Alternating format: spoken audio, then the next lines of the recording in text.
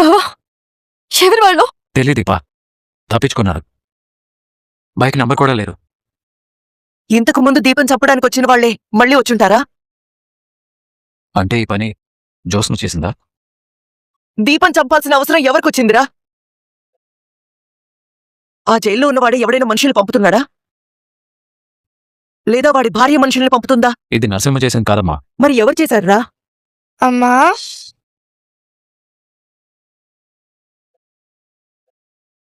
నాన్న, వచ్చింది ఎవరో, ఎందుకొచ్చారు, దీపని ఎందుకు చంపాలనుకున్నాడు నాకు తెలియదమ్మా. సౌర్య ముందేం మాట్లాడుతూ. రౌడీ, ఏం లేదమ్మా. ఏం లేకపోతే మీరందరెందుకు బయటకొచ్చారు? అమ్మకి పేడకాలు వచ్చి నిద్ర పట్టకపోతే చలిమంట వేసుకుందామని బయటకొచ్చాం. ఇప్పటికి చలిమంట అవసరం లేదులే. పద లోపలికి వెళ్దాం. అమ్మా, మన తర్వాత మాట్లాడుకుందాం. పద రోడ్. ఏంటి దీపా ఇది? మన ఇంట్లోకి ఇంత ధైర్యంగా వచ్చి నిన్ను చంపాలనుకున్నాడంటే అవతలి వాళ్ళకి నువ్వంటే తీరని పగైనా ఉండాలి, నువ్వు అడ్డుగానైనా ఉండాలి. అలాంటి వాళ్ళు ఎవరున్నారు? అలాంటి వాళ్ళు ఒక్కరే ఉన్నారు, జోస్న.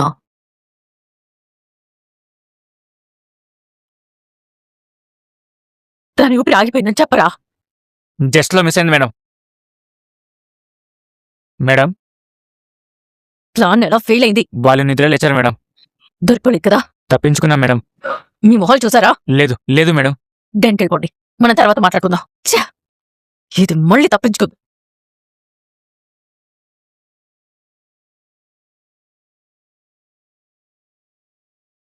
ఫోన్లో మాట్లాడిందంతా వినేశాడా ఏంటి? Hi daddy. ఎవరి ఫోన్లో? ఫ్రెండ్. మరి మళ్ళీ తప్పించుకుంది ఎవరు? నిన్నే జోస్నా అడిగేది. డాడీ, మీరేదో పొరపాటుగా విన్నారు. కెనడాలో నా ఫ్రెండ్ ఉందన్నాను కదా, తనే ఫోన్ చేసింది. ఎందుకు? యాక్చువల్లీ తనతో ఏం చెప్పానంటే, మా మమ్మీకి బెస్ట్ ట్రీట్మెంట్ ఇప్పించాలనుకుంటున్నాను. ఎవరినైనా డాక్టర్ని కలిసి మా మమ్మీ రిపోర్ట్స్ చూపించి సెకండ్ ఒపీనియన్ అడుగు అన్నాను. తనేమంది? డాక్టర్ అపాయింట్మెంట్ కోసం ట్రై చేసి మిస్ అయిందంట. ఇది సెకండ్ టైం, అందుకే అలా అన్నాను. ఇది నిజంగానే విచిత్రంగా ఉంది. డాక్టర్ అపాయింట్మెంట్ దొరకకపోవడమా? నువ్వు ఈ టైంలో నిద్రపోకుండా మీ అమ్మ హెల్త్ గురించి ఆలోచించడం. తల్లికి కాదు డాడీ, తల్లి పట్ల కూతురికి కూడా అంతే బాధ్యత ఉంటుంది. చూస్తుంటే తెలుస్తోంది. రిపోర్ట్స్ నెగటివ్గా రాగానే నేను ఎంత ఇరిటేట్ అయ్యానో తెలుసా daddy? Really? Yes daddy. Samples match అవుతాయని కాన్ఫిడెంట్గా ఉన్నాను. దాంట్లో 1% కూడా డౌట్ లేదు. డాక్టర్ డిసప్పాయింట్ చేసింది. కొన్నిసార్లు తప్పులు జరుగుతాయమ్మా. మనకి తెలియకుండా మన చేతులే తప్పులు చేస్తాయి.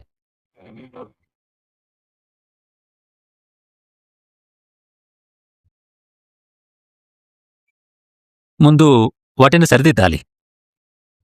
అంటే డాడీ, మీరింకా డాక్టర్ హారికని నమ్ముతున్నారా? ఎన్నో ఏళ్ల నుంచి పెంచుకున్న నమ్మకం ఒక్క తప్పు బయటపడ్డంతో పోతుందంటావు జోస్నా? పోతుందా అంటే రిస్క్ చేయలేం కదా డాడీ. కొన్నిసార్లు నమ్మకపోవడం కూడా రిస్కేనమ్మా. నేనైతే ఒక ఛాన్స్ ఇస్తాను. నీ మాటలు చూస్తుంటే ఛాన్స్ డాక్టర్ హారికకి కాదు, నాకు ఛాన్స్ ఇచ్చినట్టుంది. ఈసారి మిస్టేక్ జరగదమ్మా. సారీ డాడీ, నాకు నమ్మకం లేదు. చూద్దాం. నువ్వైతే ముందు నిద్రపో. ఇప్పటికే చాలా లేట్ అయింది. నిద్ర ఆరోగ్యం మీదే కాదు, ఆలోచనల మీద కూడా ప్రభావం చూపిస్తుంది. గుడ్ నైట్ అమ్మా. Good night daddy.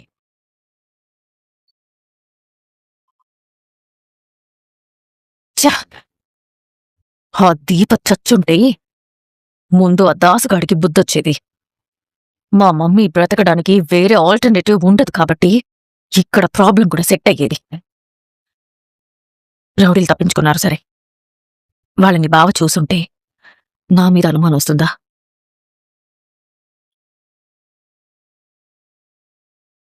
రాత్రి మన ఇంటికి ఎవరైనా వచ్చారా నానమ్మా? ఎవరూ రాలేదే. ఎవరో వచ్చారంట. అమ్మ నాన్న మాట్లాడుకుంటున్నారు. ఈ రోజు నీకు ఎగ్జామ్ ఉందన్నావుగా, చదువుకున్నావా? రాత్రి పడుకునే ముందు చదువుకున్నాను కదా. మళ్ళీ ఉదయం లేచిన తర్వాత రివిజన్ చేస్తే బాగా గుర్తుంటాయి. నాకు బస్సు వచ్చే టైం అయింది. బస్సు వచ్చే వరకు కాస్త చదువుకోవచ్చు కదే. నీ మొబైల్ రింగ్ అవుతుంది నానమ్మా. నా చెవులు కూడా వినపడుతున్నాయే. నేను చెప్పింది నీ చెవికెక్కట్లేదు. ఎక్కుతుందిలే నానమ్మ. ముందు ఎవరు ఫోన్ చేశారు చూడు. నీకంటే స్పీడ్గా నీ మాటలు ఎదుగుతున్నాయే.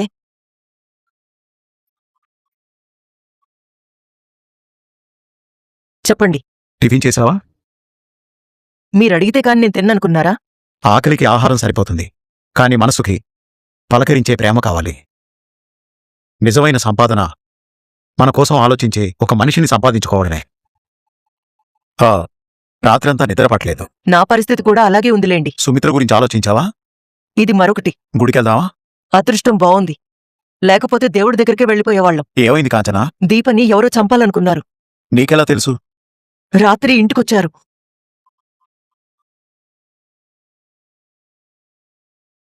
గతంలో కూడా ఇలాగే జరిగింది కదా. నాకు అదే అనుమానంగా ఉందండి. అక్కడే ఉండొద్దంటే నా మాట వినలేదు. ఇప్పుడు పరిస్థితులు ఎలా ఉన్నాయి? అవకాశం దొరికిన చోట మంచివాళ్లు కూడా దొంగల్లా తయారవుతున్నారు. మీ ఇల్లు కాస్త వెనగ్గా ఉంది. దొంగతనానికొచ్చి దొరికిపోబోతే కూడా కత్తితో పొడిచే ప్రయత్నం చేయొచ్చుగా. మీరు గుడికి వెళ్దామన్నారు. మేమొచ్చే పరిస్థితిలో లేము. ఉంటాను. కాంచన, మాట్లాడే మనిషికి మర్యాద లేదు. మీ అవసరానికి ఫోన్ చేసి రమ్మంటారు, మా అవసరానికి ఫోన్ చేస్తే చెప్పేది పూర్తిగా వినకుండానే ఫోన్ పెట్టేస్తారు. దీపని చంపాలనుకోవడం ఏంటి? పొరపాటున జరిగిందా, ప్లాన్ ప్రకారం జరిగిందా? అయినా కడుపుతో ఉన్న ఆడదాన్ని చంపాల్సిన అవసరం ఎవరికుంది? ఇప్పుడేమైందమ్మా? కడుపుతో ఉన్న ఆడదాన్ని చంపాలనుకున్నారంటే అవతలి వాళ్ళు ఎలాంటి వాళ్ళు ఆలోచించరా? ప్రమాదం గడప బయట ఆగిపోయిందా? గది వరకు వచ్చింది. మరోసారి ప్రమాదం గడపలోకి రాకూడదంటే దీప గడప దాటకూడదురా? లేదమ్మా, దీపకేం కాదు. మరి కడుపులో బిడ్డ? తల్లినే కంటికి రెప్పలా కాపాడుకున్నవాణ్ణి. బిడ్డకేమన్నా జరగనిస్తానా? పుట్టిన తర్వాత కదమ్మా. ఈ నాన్న ఇప్పటి నుంచే నా బిడ్డ కాపలాగా ఉన్నాడు. నువ్వు సుమిత్రత చేతికి కట్టి నమ్మవ రక్ష ఎలా అయితే రక్షణగా ఉంటుందో, నీ కొడుకు కూడా తన బిడ్డకి అలాగే రక్షణగా ఉంటాడు. నాన్న వెళ్దామా? నీ బస్సు ఇంకా రాలేదు కదే. బస్ ఈ రోజు రావట్లేదని ఫోన్ చేశాడు. నేను డ్రాప్ చేస్తాను. వెళదాం పద. నాన్నమ్మ బాయ్ చెప్పు. బాయ్ నానమ్మ. బాయ్. ఒరే కార్తీక్, జాగ్రత్తరా. ఏం కాదమ్మా. దీపా పద.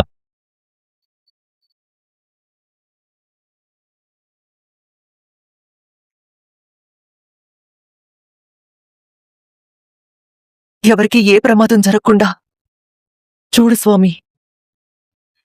పోలీస్ స్టేషన్కి వెళ్ళి కంప్లైంట్ ఇవ్వడం మానేసి దీప మీద మర్డర్ అటెంప్ట్ జరిగిందని మాకొచ్చి చెప్తావేంటి శ్రీధర్? అంటే మావయ్య గారు అది దశరథ, నువ్వు వెంటనే ఎస్ఐ గారికి ఫోన్ చేసి ఇంటికి రమ్మను. అవసరం లేదు సార్.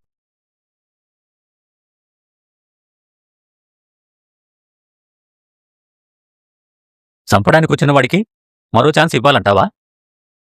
అసలు వచ్చినవాడు చంపడానికే వచ్చాడని మీరెలా చెప్పగలరు? కత్తి తీసుకుని బెడ్రూంలోకి కూరగాయలు కోయడానికి వస్తారా అత్తయ్య గారు? దొంగతనానికి వచ్చి ఉండొచ్చు కదా. పాత కుర్చీలు, పెట్టెలో బట్టలు, వంటగదిలో గిన్నెలు తప్ప వాళ్ళింట్లో ఏమీ లేవు. అవన్నీ పక్కన పెట్టు. దొంగ అయితే బెడ్రూమ్లో మనుషులున్నారని తెలిస్తే సైలెంట్ గా వెళ్ళిపోతాడు. కత్తి తీసుకొని పొడవాలనుకోడు. నిజం దొరకనప్పుడు నీడని చూసి 100 కథలు అల్లుకోవచ్చు. ఆ 100 కథల్లో ఒక్క కథ అయినా నిజమై ఉండొచ్చు కదా అత్తయ్య గారు. వీళ్ళకి నా మీద అనుమానం రాదు కదా. ఇది మళ్ళీ తప్పించుకో. నాకు జ్యోత్స్న మీద అనుమానంగా ఉంది. రాత్రి తను ఫోన్లో మాట్లాడుతున్నప్పుడు మళ్ళీ తప్పించుకుందా అంది. అంటే రాత్రి జ్యోత్స్న ఫోన్ మాట్లాడింది దీప మీద జరిగిన అటాక్ గురించేనా? నువ్వు పట్టుకునే ప్రయత్నం చేస్తే ఆ ముసుగు మనిషి పారిపోయాడని మీ నాన్న చెప్పాడు. నీకెవరి మీద అనుమానం ఉందా?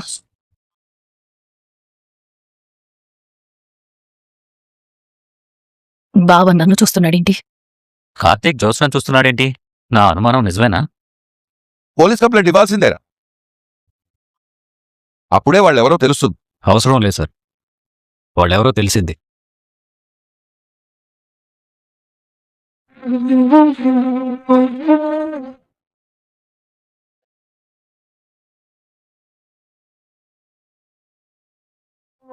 ఇదంతా ఎందుకు చేస్తున్నారో తెలిసింది.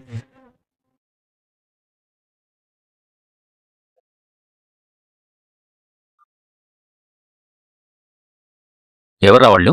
జ్యోత్స్న.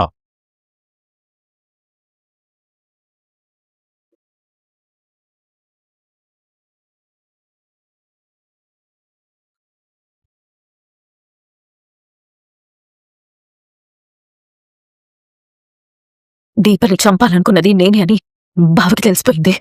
జ్యోత్స్నానా? అవును మావయ్య. నేనేంటి బావా? ఏం మాట్లాడుతున్నావు? నేనింకా మాట్లాడలేదు. పిలిచానంతే. పిలిచావా? అవును. ఇదంతా ఎవరు చేస్తున్నారో ఎందుకు చేస్తున్నారో నాకు తెలుసని మీతో చెప్పడానికి పిలిచాను.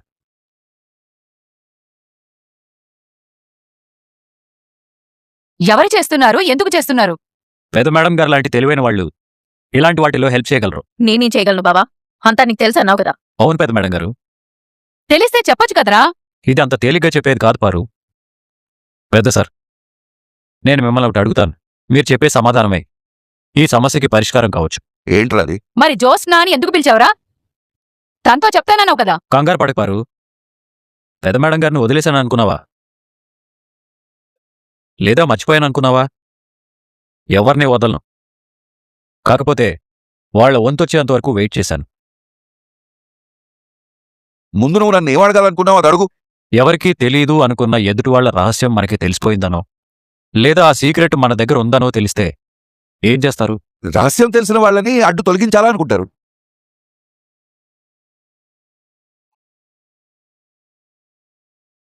నాన్న చెప్పిన దాని ప్రకారం చూస్తే జ్యోత్స్న గురించి దీపక్ ఏదో రహస్యం తెలుసుండాలి. అందుకే చంపాలనుకుంటుందా? అయితే దాసుకి, జ్యోత్స్నకి, దీపకి ఈ ముగ్గురికి ఏదో సంబంధం ఉంది. నా అనుమానాలన్నీ ఈ ముగ్గురు చుట్టూనే తిరుగుతున్నాయి. నువ్వు చెప్పింది నిజమే తాత. ఇప్పుడు అదే జరుగుతుంది. దీపకి నాకు కొంతమందికి సంబంధించిన వ్యాపార రహస్యాలు తెలిసాయి.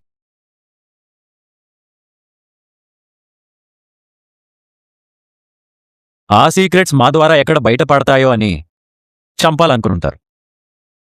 కానీ వాళ్ళకి తెలియదు వాళ్ళ రహస్యాలు బయటపడే రోజొచ్చిందని. ఇంకా లేట్ చేయకుండా పోలీస్ కంప్లైంట్ ఇవ్వాల్సిందే. వద్దు మాస్టర్.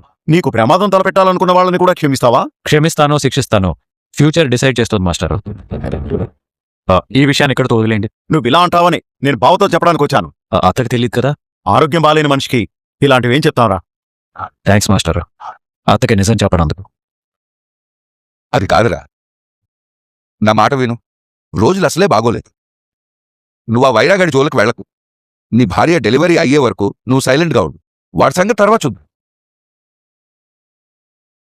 కార్తీక్ మీద కోపంతో వైరాగాడే చేయించుంటాడన్నా.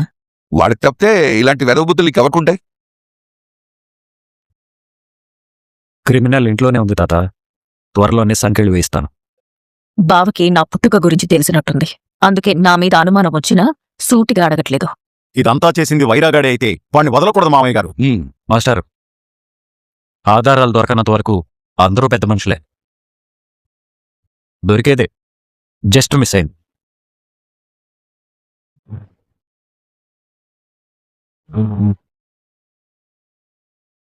దొరికుంటే ఈరోజు వేరేలా మొదలయ్యారు. కానీ ఎక్కువ రోజులు తప్పించుకుని తిరగలేరు. అది ఎవరైనా సరే. వీడన్ని సగసగం అర్థమయ్యేలా మాట్లాడుతున్నాడు. ఈ తింగకి దీపం మీద అటాక్ చేయించుంటుంది. ఓసారి వైరాన్ని కలుద్దామా? చిన్న సార్, మీరు ఎక్కువ టెన్షన్ తీసుకోకండి. టెన్షన్ తీసుకోవాల్సిన వాళ్ళు వేరే ఉన్నారు.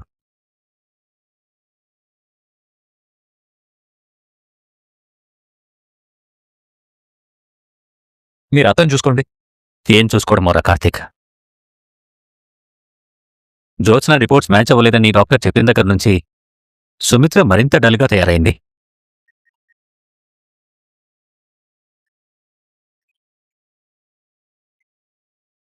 భయంగా ఉందా? తొందరగా ట్రీట్మెంట్ స్టార్ట్ చేస్తే బావుండు అనుంది. లేదంటే మనిషి దక్కదేమో. అమ్మగారికి ఏం కాదండి. తొందరలోనే ట్రీట్మెంట్ మొదలవుతుంది. ఎలాగమ్మా? దేవుడు ఏదో ఒక రూపంలో సహాయం చేస్తారండి. బావా, మనం హాస్పిటల్కి వెళ్దాం పదా. ఇప్పుడు హాస్పిటల్కి ఎందుకమ్మా? దీపకి రెగ్యులర్ టెస్టులు చేయించాలి కదా సార్. అందుకే మీరు పర్మిషన్ ఇస్తే ఇప్పుడే తీసుకెళ్తాను. పర్మిషనే కాదు, కార్ కూడా ఇస్తాను. మీరు వెళ్ళండి. థ్యాంక్స్ పెద్దయ్య గారు. బావా పద. మాస్టర్, నేను వెళ్తానులేరా, నువ్వు దీపం తీసుకెళ్ళు. అలాగే.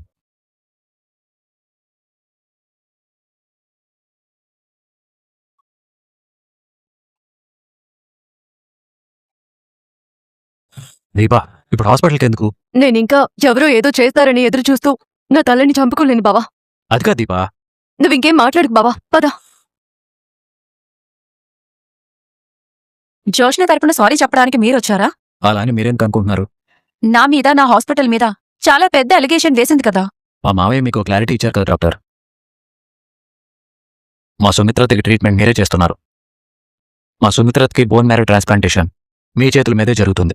ఇంపాసిబుల్ కార్తిక్. మీరన్నది జరగాలంటే జోష్న బ్లడ్ శాంపిల్స్ సుమిత్ర గారి బ్లడ్ శాంపిల్స్ తో మ్యాచ్ అవ్వాలి. టెస్ట్ చేస్తే ఎన్నిసార్లు టెస్ట్ చేసినా రిజల్ట్ మారదు. మా బావ చెప్పేది మీరొకసారి వినొచ్చు కదా డాక్టర్. చూడు దీపా, నేను ఆల్రెడీ చాలా పెద్ద కన్ఫ్యూజన్లో ఉన్నాను. నేనిప్పటి వరకు ఇలాంటి చాలా ఆపరేషన్స్ చేశాను. డిఫరెంట్ ప్రాబ్లమ్స్ ఫేస్ చేశాను, కానీ ఒక కన్న తల్లికి కన్న కూతురి బ్లడ్ శాంపిల్స్ మ్యాచ్ అవ్వకపోవడం ఫస్ట్ టైం చూస్తున్నాను. బ్లడ్ గ్రూప్ వేరే ఉండొచ్చు, లేదా వేరే కారణాలుండొచ్చు, కానీ ఇక్కడ నిజమేంటంటే జోష్న సుమిత్ర గారి కూతురే కాదు. ఇది నేను చెప్తున్న మాట కాదు, రిపోర్ట్స్ చెప్తున్నాయి. ఇదే మాట అక్కడ ఇంత సూటిగా చెప్తే బాగోదని జస్ట్ బ్యాలెన్స్ చేశాను. మీకైతే ఫ్యాక్ట్స్ చెప్తున్నాను. సుమిత్ర గారిని సేవ్ చేయడానికి జోష్న సరిపోదు. వేరే కూతురుందా? లేదు డాక్టర్. మరి సుమిత్ర గారిని ఎలా కాపాడగలం? ప్రశ్న పుట్టిన చోటే జవాబు కూడా పుడుతుంది డాక్టర్. మీ అత్త హెల్త్ ఇష్యూ ఒక ప్రశ్న అయితే నా దగ్గర దానికి సమాధానం లేదు. నా దగ్గర ఉంది. ఏంటది? జోస్న కాకుండా మా అత్త బ్లడ్ రిలేటివ్ వేరే ఎవరైనా ఉంటే మా అత్తని ఈ ప్రాబ్లం నుంచి సేవ్ చేయొచ్చు కదా. అలాంటి వాళ్ళు ఎవరూ లేరని ముందే చెప్పారు కదా. చెప్పాను కదా డాక్టర్, ప్రశ్న పుట్టిన చోటే జవాబు పుడుతుందని. బ్లడ్ రిలేటివ్ ఉన్నారా? ఉన్నారు. ఎవరు? దీపా. దీపా? Yes doctor. ప్రశ్న కోసం పుట్టిన జవాబు దీపే. తనే మా అతన్ని కాపాడగలదు. ఎలా?